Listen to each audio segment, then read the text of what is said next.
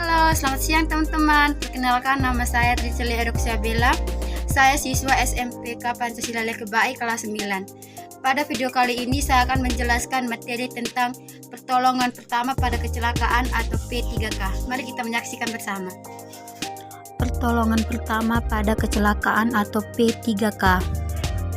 1. Pengertian P3K.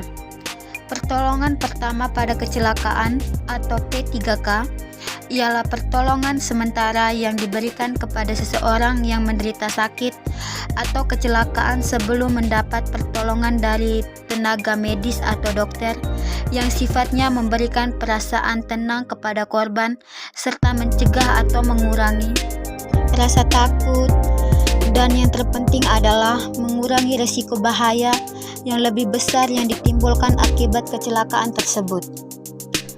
2. Tujuan P3K. Orang selalu berusaha menghindari penyakit atau kecelakaan, tetapi tidak semua orang pun tahu kapan penyakit atau kecelakaan itu akan datang. Karena itu kita harus selalu berusaha untuk memperkecil akibat dari musibah atau kecelakaan yang mungkin sewaktu-waktu akan menimpa diri atau sanak keluarga kita. Kecelakaan itu bermacam-macam dan penanganannya pun memerlukan keterampilan dan pengetahuan yang sesuai. Kecelakaan dapat terjadi di mana-mana, misalnya kecelakaan di rumah, di perjalanan, di sekolah, di tempat kerja, di kolam renang, di tempat-tempat rekreasi, dan di tempat-tempat lain. Sebagai akibat kecelakaan, korban dapat meninggal seketika, pingsan, luka berat, dan luka ringan. Korban kecelakaan yang masih hidup memerlukan pertolongan yang cepat supaya korban terhindar dari bahaya maut. Disinilah letak fungsi pertolongan pertama sebelum tenaga medis datang. Bila dilakukan dengan benar, pertolongan pertama pada kecelakaan dapat menolong jiwa seseorang. Tapi bila dilakukan dengan salah, bahkan dapat membahayakan jiwa korban.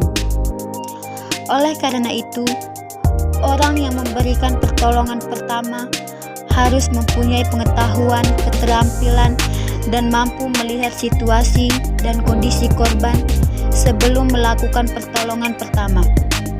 Tindakan-tindakan yang harus dilakukan dalam memberikan pertolongan pertama antara lain sebagai berikut. 1. Memanggil orang dewasa yang ada di sekitar kejadian bila memungkinkan. 2. Panggillah dokter atau petugas medis secepat mungkin. 3. Hentikan perdarahan. A. Peralatan P3K dan cara penggunaannya.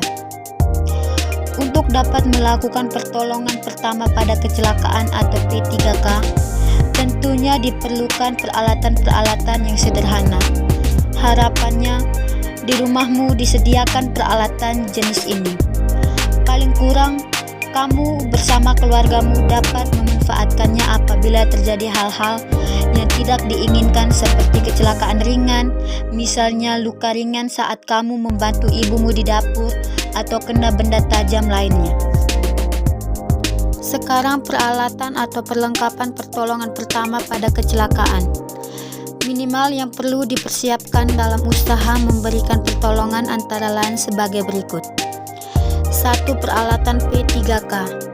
A. Kasa steril. Kasa merupakan sejenis kain tipis yang lembut, biasanya digunakan untuk pembalut luka. B. Plester. Plester digunakan untuk merekatkan kasa penutup agar tidak terlepas. C. Plester obat. Plester obat atau plester yang mengandung obat biasanya digunakan untuk menutup luka kecil yang telah dibersihkan, misalnya akibat teriris atau tersayat benda tajam. Pada permukaan tengah plester terdapat lapisan yang mengandung obat. D. Kapas. Kapas digunakan untuk membersihkan luka atau mengoleskan obat. Biasanya sebelum digunakan, Kapas terlebih dahulu dibasahi dengan air bersih yang steril atau larutan pembersih luka. Setelah itu baru dipakai untuk membersihkan luka yang kotor. Gunting. Gunting yang digunakan sebaiknya gunting perban tahan karat. Lampu senter. Lampu senter digunakan untuk melihat luka tertentu agar lebih jelas, misalnya suatu benda yang masuk ke telinga atau melihat benda yang sangat kecil di dalam luka. Biasanya peralatan tersebut di atas sudah ada di rumah masing-masing, hanya tempatnya bereskan di mana-mana. Maka sekarang tugasmu adalah mengemas peralatan-peralatan tersebut dalam satu tas atau kotak dan digantungkan pada satu tempat yang dapat dilihat oleh semua anggota keluargamu di rumah dan mudah dijangkau. 2. Obat-obatan P3K. Setelah kamu mengetahui berbagai jenis peralatan yang dapat kamu gunakan untuk melakukan pertolongan pertama pada kecelakaan, sekarang kamu baca dengan saksama informasi berikut ini. Isinya memuat tentang jenis obat-obat ringan yang dapat dibeli secara bebas tanpa harus menggunakan resep dokter. Adapun jenis obat-obat tersebut adalah sebagai berikut. A. Obat luka ringan.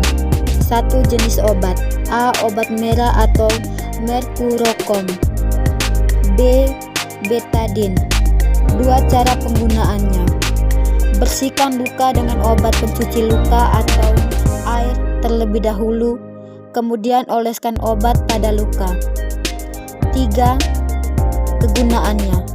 Mempercepat penyembuhan pada luka yang ringan seperti tersayat benda tajam dan menghindarkan luka dari kotoran agar tidak infeksi. B. Obat pencuci luka. 1 jenis obat. A. Rivanol. B. Alkohol 70%. C. Bore water atau larutan borik. 2 cara penggunaannya. Bersihkan luka dengan obat pencuci luka agar bersih dan steril, kemudian oleskan obat pada luka. 3 kegunaannya. Mempercepat penyembuhan pada luka yang ringan seperti tersayat benda tajam dan menghindarkan luka dari kotoran agar tidak infeksi. C. Obat luka bakar. 1 jenis obat. A. Bioplaketon. B. Salap minyak ikan. C. Lidah buaya. 2 cara penggunaannya. Bersihkan luka dengan obat pencuci luka agar bersih dan steril, kemudian oleskan obat pada luka. Potong pangkal daun lidah buaya. Biarkan sampai lender keluar. Oleskan lender lidah buaya pada bagian yang sakit hingga merata sesering mungkin. 3 kegunaannya. Mempercepat penyembuhan pada luka bakar. Akan lebih baik jika kamu menyatukan peralatan P3K dengan obat-obat P3K ini, sehingga saat dibutuhkan sekaligus mendapatkan alat dan obatnya. B. Kecelakaan yang sering terjadi dan cara pertolongannya. 1. Pendarahan. Pada tiap-tiap luka akan terjadi pendarahan. Pendarahan dapat terjadi di dalam atau di luar badan.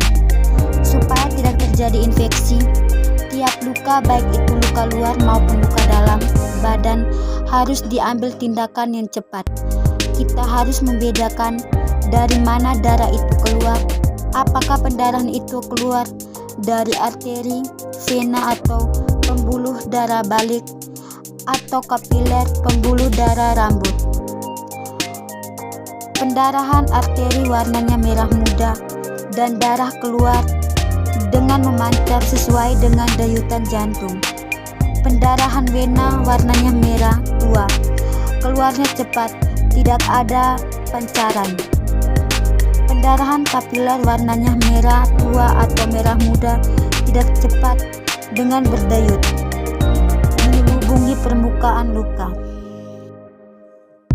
A. Tindakan terhadap pendarahan luar. 1. Menekan dengan pembalut tekan. Cara melakukannya, di atas luka ditekankan kain kasa, kemudian dibalut dengan kain pembalut. Kain kasa akan menutupi dan menekan darah yang keluar. Pendarahan vena dan pendarahan yang tidak berat dapat dihentikan dengan cara tersebut. Kalau tidak ada kain kasar, dapat juga dipergunakan sapu tangan yang bersih. Jika terjadi pendarahan di tangan atau di kaki, tangan atau kaki harus diangkat ke atas. 2. Menekan dari atas tempat tekanan. Kalau terjadi pendarahan arteri dan pendarahan lain yang tidak dapat dihentikan setelah 5 menit dengan pembalut tekan, maka tekanan harus dilakukan pada tempat-tempat tertentu, yaitu tempat di mana arteri menyilang pada tulang. Tempat yang harus ditekan yaitu tempat antara luka dan jantung, tempat yang paling dekat dengan luka arteri menyilang tulang. Setelah pendarahan berhenti, lakukan penekanan dengan pembalut tekan.